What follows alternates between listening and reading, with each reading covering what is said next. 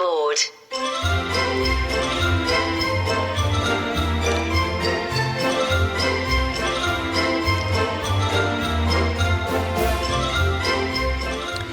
There's an old saying that goes something like, if you do what you've always done, you'll get what you've always got.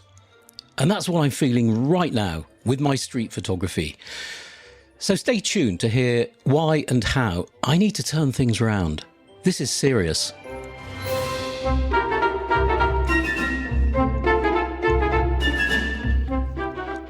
In other news, I just got back from Lisbon with sore legs, a suntan, and a few extra pounds in weight. But I think I got off lightly there, bearing in mind custard tarts and Portuguese beer and all of that lovely stuff. As per usual, we had great weather. It's always good weather in Lisbon, or maybe I'm just lucky, and a lovely workshop group. And I managed to have a few days of shooting on my own. I'm coming to the end of a project for Lisbon. I'm hoping I may be able to get a book out this year, all about quiet street photography, or you could call it poetic street photography, if that doesn't sound too pretentious. So this isn't my usual voice of playful or cheeky or mischievous or ironic or absurd street photography, but something much more gentle, aesthetic, reflective, calm. And you know what? I've really been enjoying this. But I may need another trip or two to get the whole thing finished, but watch this space. I'll keep you posted. Now, back to something I alluded to a couple of minutes ago. I was out shooting in London a few days ago, solidly actually, over 4 or 5 days, and I realised in a kind of eureka moment that I've reached a bit of a hiatus with my own work. I've been pounding the streets in the heat, with a mild hangover on one of the days, it has to be said, but that didn't hold me back. And I realised that I was looking for the same old stuff, the sort of moments which have always driven and inspired and motivated me. But the thing is, I wasn't seeing any, and not for the first time. The city was too crowded, nobody had anything interesting about them, nobody had any style about them, the colours everywhere were just aggressive and jarring. So either London is changing, or I am. And having thought about this a lot now, over the last 5, 6, 7 days, I suspect it's a bit of both. I think both London and I are changing. Now, when I'm out on the street, I usually have a project or two swirling around in my mind, but during this spell, I didn't see anything worth shooting, either for projects or just my usual spontaneous stuff. Now, let me be clear. Oh, hell, I sounded a bit like Keir Starmer there. Let me be clear.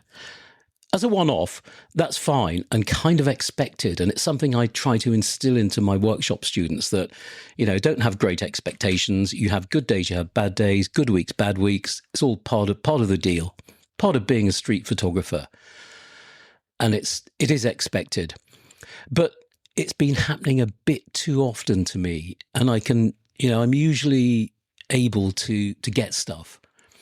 So it's just become a bit clear to me that something needs to change. So I really need to take some time out and think through all this. But my gut reaction, which for me is usually right, is that I need to make significant, not superficial changes. In essence, I need some sort of big jump leads attached to the creative pot of my head to shock me into doing something different. And what that is, I don't know yet, but I do sense a new chapter opening up in my long journey, and I promise you'll be the first to know what comes next. But for starters, I've made one big decision, a commitment, if you like. And in one sense, for me, it's a really big one. From the 1st of July and for the rest of 2026, so for at least 6 months, I'm going to shoot only black and white and shoot only on a 28mm lens. No colour whatsoever, nothing wider or longer than 28. I need some kind of creative constraint, I think. Now, usually when I shoot black and white, it tends to be for a specific project, but now I'll be using it for everything for at least 6 months. Now, this isn't in itself going to get me to where I need to get to. I know that, but it's a start, and I suspect it'll get me thinking and seeing differently. This is what needs to happen. I think restriction often does breed creativity, and I'm hoping the combination of only black and white and only 28mm will shock me into something. I've no idea what, but something needs to happen. Actually, just thinking about this and talking about it now makes me really excited to get cracking with it, so I can't wait for July the 1st. Watch this space. Why do I mention all this? Well, because if this happens to me, it will almost certainly happen to you at some point.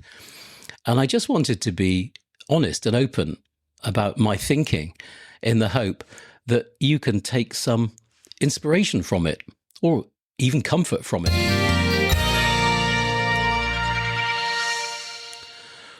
Right, let's get right back into today's show with one of your questions. And this one is from Jeff. Off you go, Jeff. Kia ora, Brian. It's Jeff here from Wellington, New Zealand.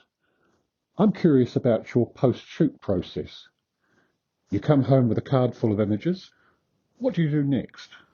Thanks very much, Jeff. Another very relevant question.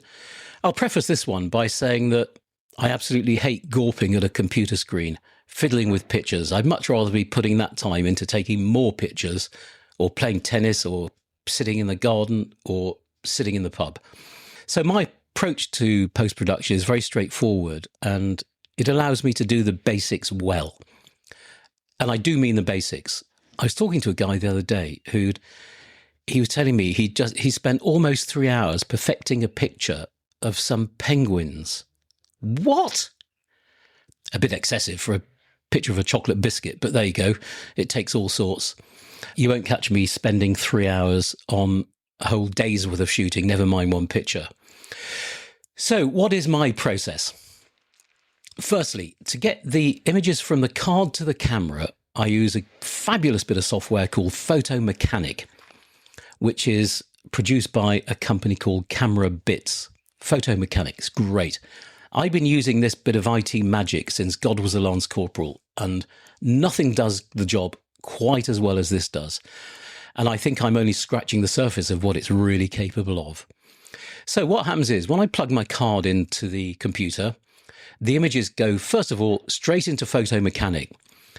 Now, at that point, it imprints all my metadata. It embeds my metadata in the pictures, which I have stored in different templates, so I can put different sets of metadata into different sets of images. All happens almost automatically. So this will include all the copyright and all the other legal info, as well as the keywording and all that stuff, which is not only helpful when I'm trying to find an image in my archive, but it massively helps with SEO, that's search engine optimization, further down the line when I'm getting the images out there.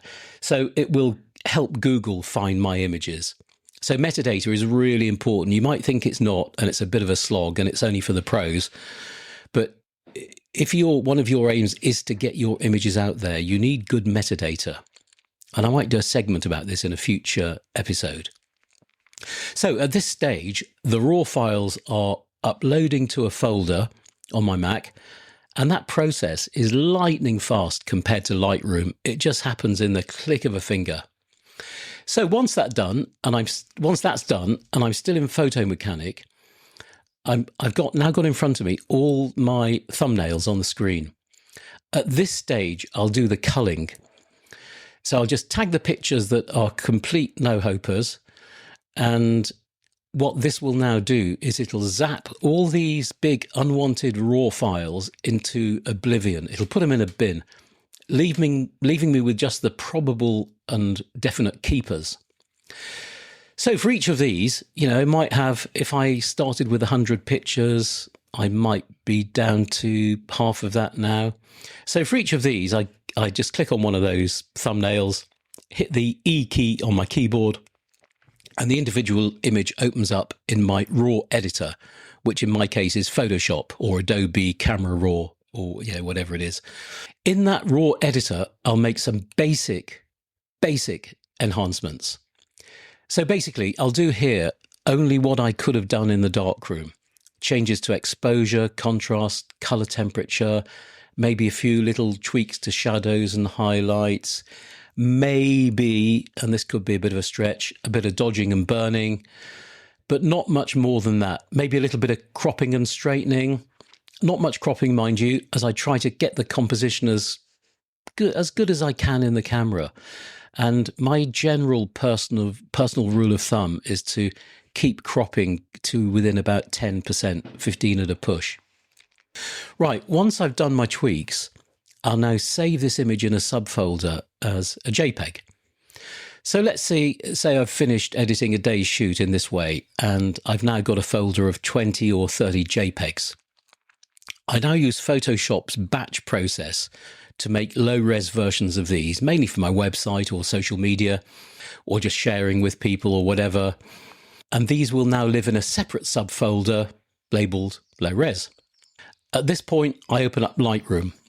Not the old Lightroom Classic, which I personally just find to be really clumsy and clunky, but the cloud version, Lightroom CC it's called, I think.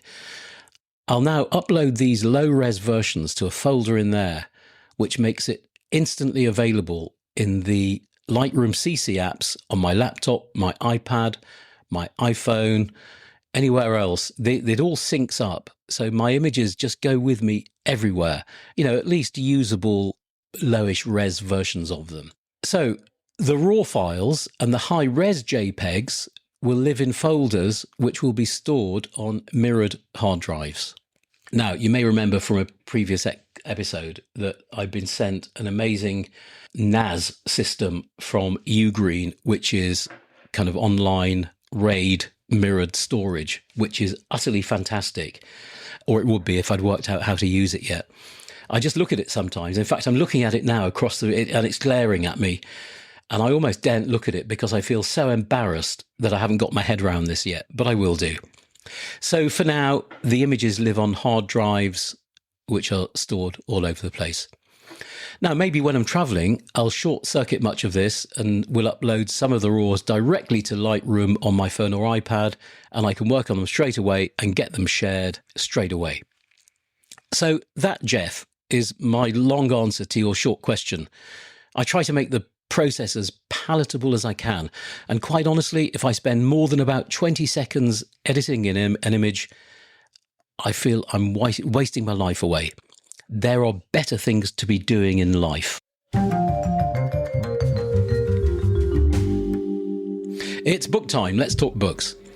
As you know, you can't see what I have in front of me, which is a real shame, isn't it? Anyway, hopefully I can describe it for you. This is a splendid book by Sergio Larraín. That's Larrain.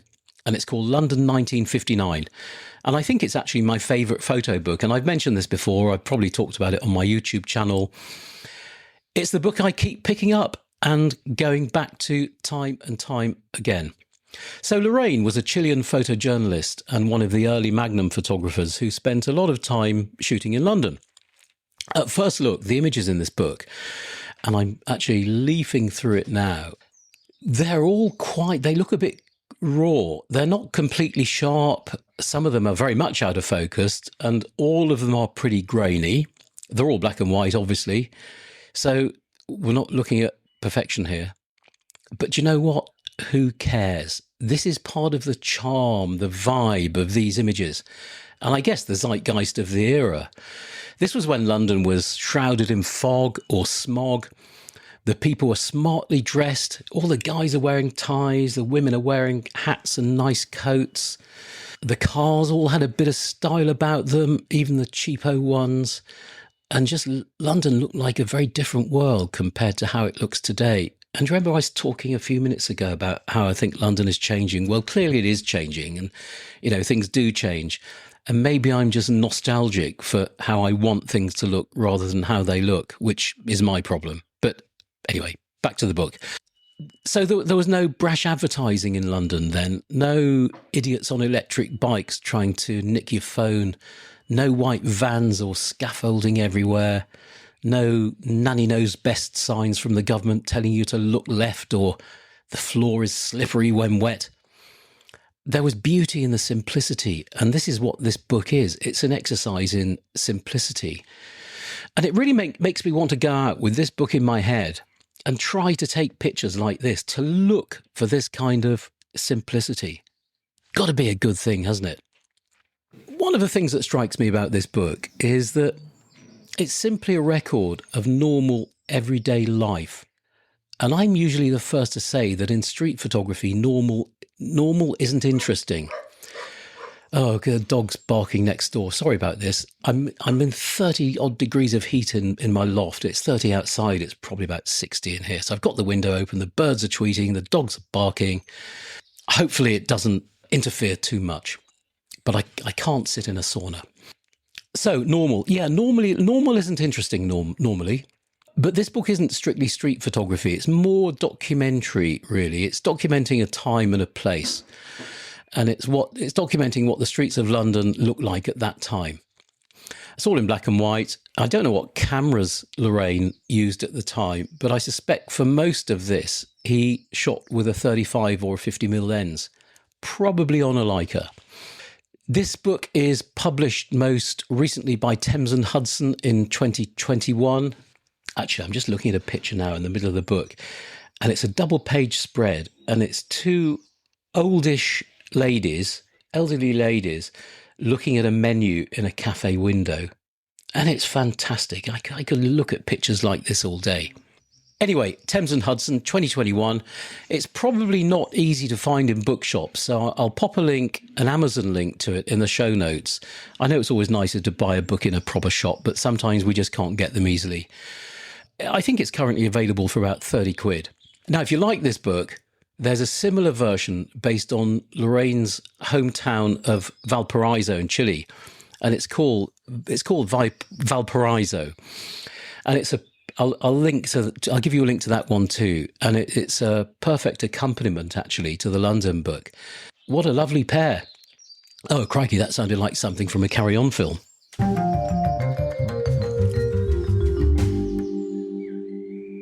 Let's talk YouTube for a minute, and I just wanted to give you an update on my YouTube channel, which hopefully some of you subscribe to.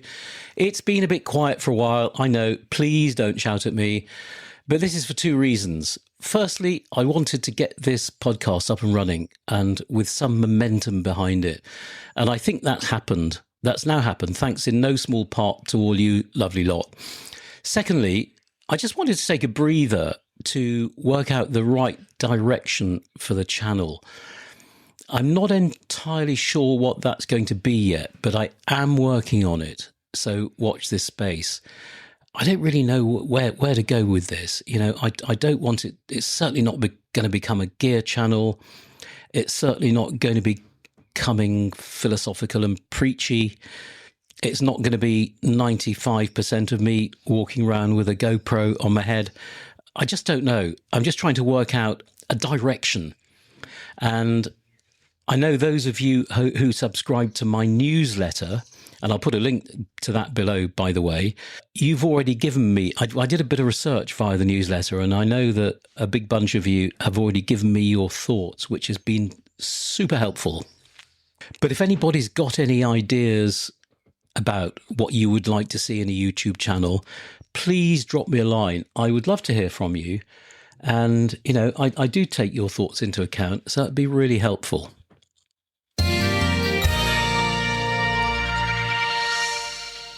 Let's have another question, and this comes from Robin. Hi Brian, Robin here from Liverpool. Just a quick question about crop ratios. Interesting to hear you talking about them in the last podcast.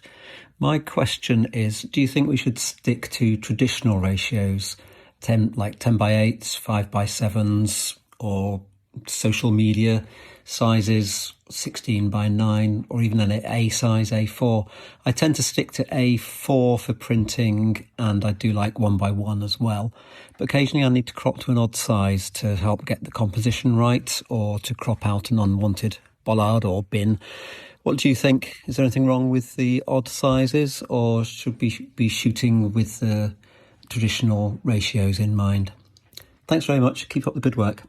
Thanks, Robin. You're becoming a regular contributor, and I always enjoy your questions, so do keep them coming. This question gives us a nice segue from episode 9 about shooting square. And the honest answer is, it doesn't matter massively, and it comes down to personal preference. One of the considerations is, will the images be seen together as part of as a project, as in an exhibition or a zine or a book or a set of prints? If so, then I would say you do need some consistency, and I generally wouldn't mix it up too much. So you're getting my personal opinion here. There is no right or wrong way. This is my view. I wouldn't mix it up too much. And I would tend to find an aspect ratio that works well for your style and for the specific project, and I pretty much stick with it. Now, another consideration here is that certain crops can just look awkward. If it's not immediately clear about whether I'm looking at a square or a rectangular image, and sometimes you've really got to look carefully to work it out, it creates a bit of tension, and I don't really need that. And this is where it can all go a bit Pete Tong. If you're cropping to remove a distracting lamp or whatever, because odd aspect ratios can be quite uncomfortable to look at. So as far as unusual crops go, I wouldn't necessarily put you off doing this, but try to be consistent. I'm currently working on an idea for a set of seaside urban landscapes, and I've decided on a very specific aspect ratio for that, which is 65 to 24.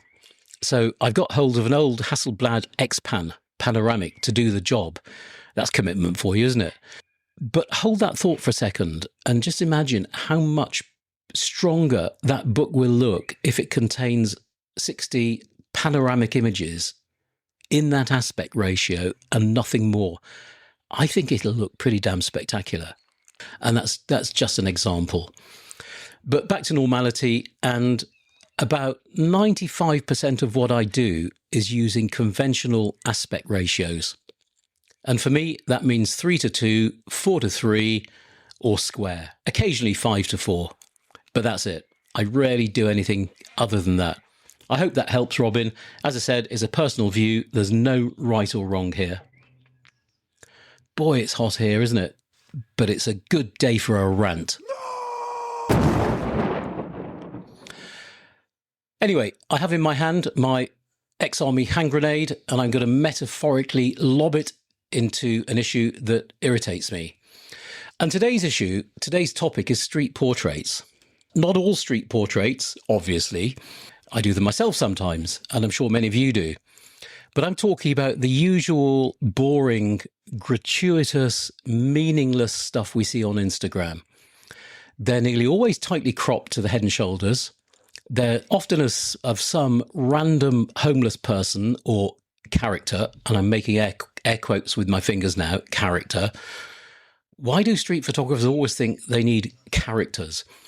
And often these pictures are processed to within an inch of their life.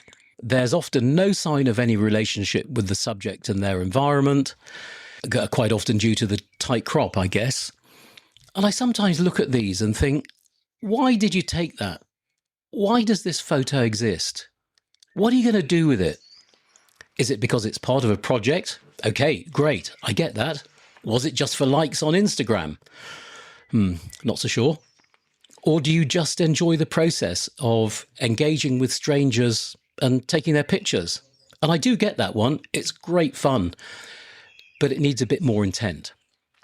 Now, don't get me wrong. I think shooting street portraits can be enormously rewarding, and it's a fun experience. But come on, let's do it. Let's do it with a sense of purpose, or at least some artistic intent. Not just a quick snapshot of some random person. And quite often the picture is neither good nor interesting. So please don't saturate social media with this stuff. Okay, you might have enjoyed taking that picture of some poor unfortunate or the guy with the biggest beard in the world, but that doesn't necessarily make it a good portrait, i.e. one worthy of sharing. Does the world really want to see it? That's the question you need to be asking yourself. Now, actually, I'm just going to make a note. I'll do a segment on street portraits in a future episode, and there'll be some solid tips and techniques for you there. So watch this space.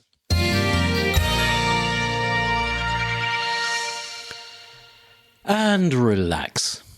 Time for a pit stop and a breather.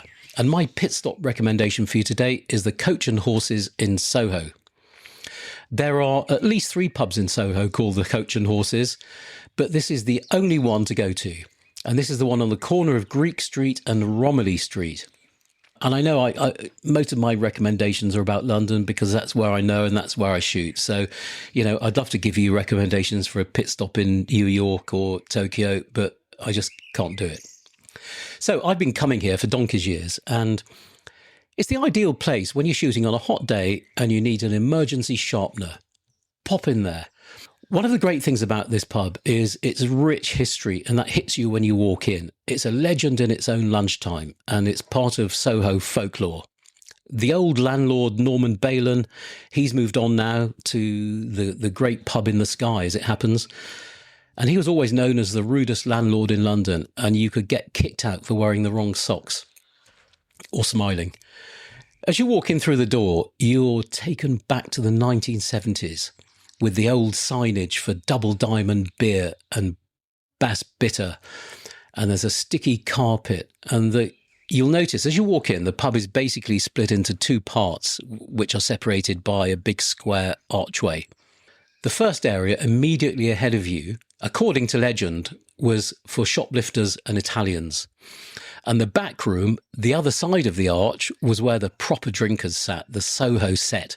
Soho legends like Geoffrey Bernard, Lucian Freud, Francis Bacon, and lots of actors and actresses and the usual band of Soho lushes. There's a great range of beer here. The service is very pleasant. And if you avoid the busy times when it can get really busy, you should be able to find a table easily enough. And there are a couple of tables and chairs outside. It's just a great characterful pub, and don't be surprised if you see people sitting at the bar drinking red wine at 11 a.m. Not me, honest. So let's leave Soho and go somewhere a bit warmer and arguably a bit nicer. Lisbon, one of my favourite destinations for street photography. Lisbon I've been visiting there for more years than I care to remember, and I think I know the city extremely well now. So I thought I could give you a bit of a heads up from a street photography perspective. So why is Lisbon so good for street photography? Well, there are plenty of things to like here, whatever type of street photography you're into. But let's start with the light, and this matters to everyone. Lisbon's light is intense, it's crystal clear, it's bright, and it's unusually reflective. I think because of the combination of the Atlantic sun, the pale stone streets, the tile building, the steep hills, it just kind of focuses the light like a giant magnifying glass. The midday light here can feel really harsh, but there's something in Lisbon that you don't get in other cities. Despite the harshness, it can feel a little bit cinematic. What you get are strong, big graphic shadows, beautifully backlit silhouettes, colourful reflections off tram windows, off tiles. Then there's the golden light that you'll get late into the evening, and also the hills, which create challenging light angles throughout the day. So the same street can look completely different 2 hours later. Secondly, Lisbon's natural geography opens up a lot of opportunities, and the steep terrain naturally builds layers. It helps create foreground-background relationships, and then you have numerous viewpoints, miradoros or miradoru they're called, which are elevated viewpoints which can add something else. All this makes coincidence, repetition, framing, visual connections all easier to uncover. Thirdly, there's a lovely intimacy about Lisbon. Unlike some modern cities, Lisbon still feels walkable and intimate. The streets are narrow, the pavements are small, people are physically close together. And I think that proximity helps with finding gestures, expressions, interactions, connections. It all helps you create layered compositions. In other words, you don't need a long lens to feel immersed. And, I probably get the most out of Lisbon with a 28mm lens, maybe a 35.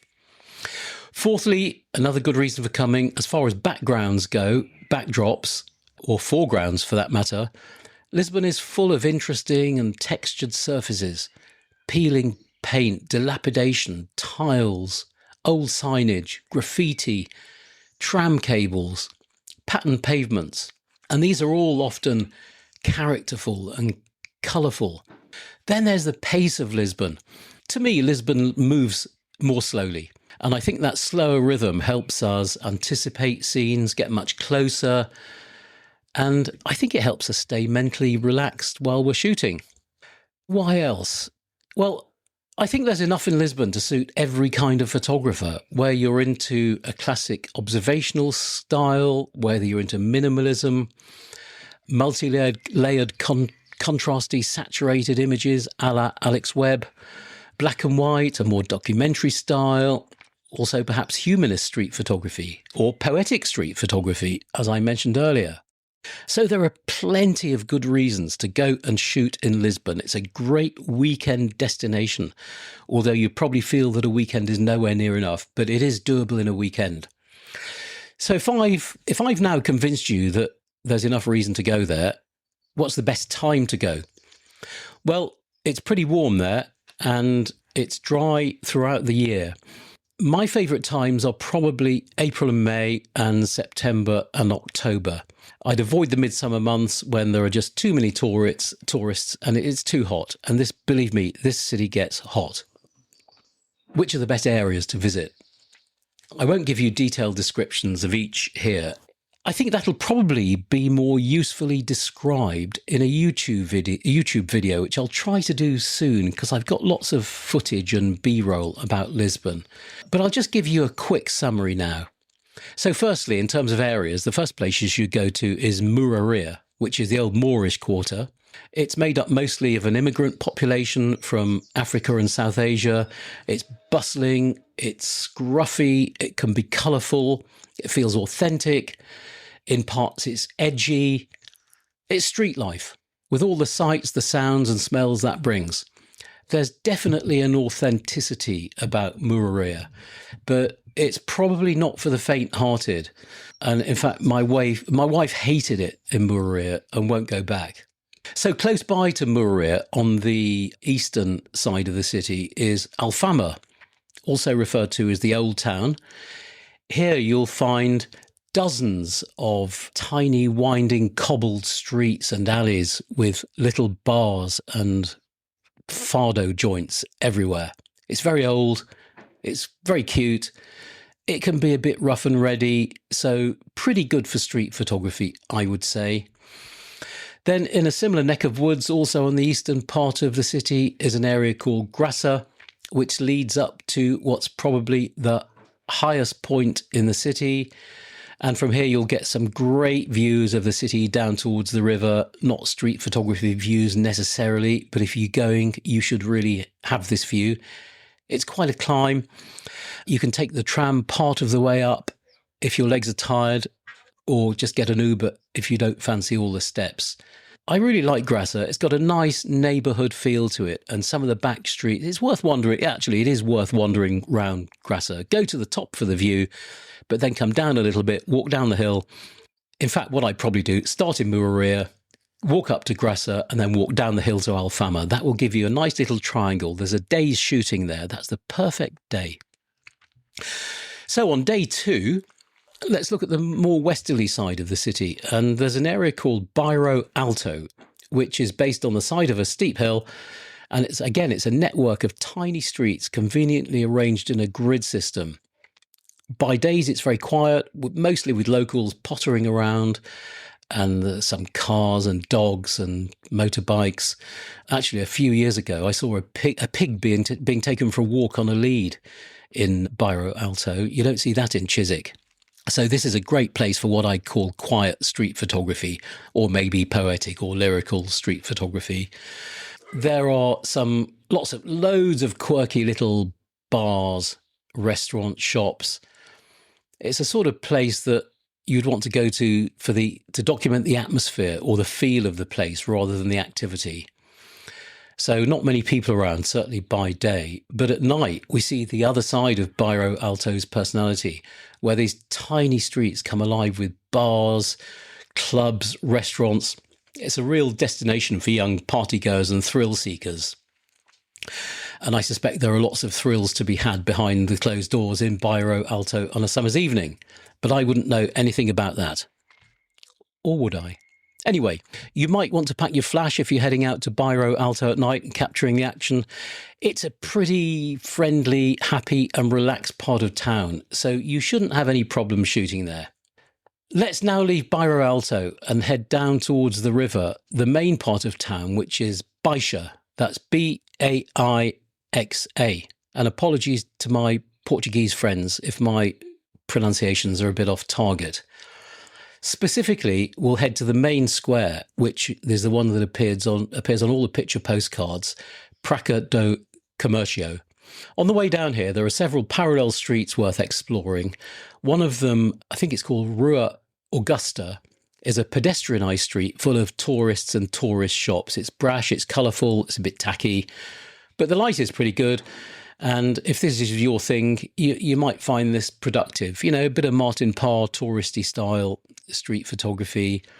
Keep going down towards the river and you'll get to the river frontage, which is great for colourful, brash, multi-layered street photography. There's a little kind of area by the river where people gather, people sit and look at the river. Beautiful. There's a long promenade here which runs all along the river, and it's perfect for getting those shots of tourists doing the silly things tourists do. A few other places of interest. One of the main squares, Rossio, can be pretty good for observational street photography, except at certain times of the year when it's full of temporary sheds flogging tourist stuff, so you'll probably want to avoid those periods. Then heading way out west on the tram, there's a place called MAT, which is M-A-A-T, the MAT Centre, which is the Museum of Art, Architecture and Technology, I think. It's about a 15-minute tram ride. And if your thing is minimalist street photography, you know, little silhouettes and striking architecture and all that stuff, it's not really my cup of tea, but it might be yours, head out to MAT. It's great. You know, early in the morning when there are a few people around, you can get some really interesting, striking shots there. Similarly, if you were to head east from the city centre in the opposite direction, you'll find the National Park area, which is a bit of a misnomer because it's not really a park. It's mostly modern architecture, and it's a bit like Lisbon's version of Canary Wharf. Some stunning architecture. There are some park areas.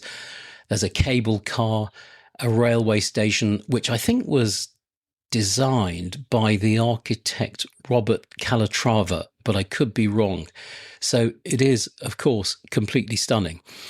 There's an aquarium there, the National Aquarium there, which has a superb waterfall outside it, which is quite photogenic. So again, if you like that sort of thing, head out on the metro. You can't get a tram there. You would get the metro. It's about a 15, 20-minute journey on the metro. And the station you need to get off at is Oriente. So if you've decided to go to Lisbon, getting there from the city airport, getting to the city from the airport couldn't be easier. I use the metro, which is frequent. It's quick. It costs about €1.90. All the budget airlines seem to fly to Lisbon, so you shouldn't have trouble finding flights. That's if there's any jet fuel left by then, who knows. Then getting around Lisbon on public transport is easy. You can buy a little kind of travel card. It costs you 50 cents for an empty card, and then you load it with trips or load it with a travel card for a day or 3 days. All the single trips on the metro, on trams, buses cost €1.90, so it's great value. But you probably only really need this if you're planning to travel out of town. I think most of the places I've described within Lisbon, you just have to do on foot. You don't really need to get public transport apart from going out to the outlying areas that I described. So give Lisbon a try. I can pretty much guarantee that you won't be disappointed. It's a terrific place. But I will try to cover this in more detail in a future YouTube video.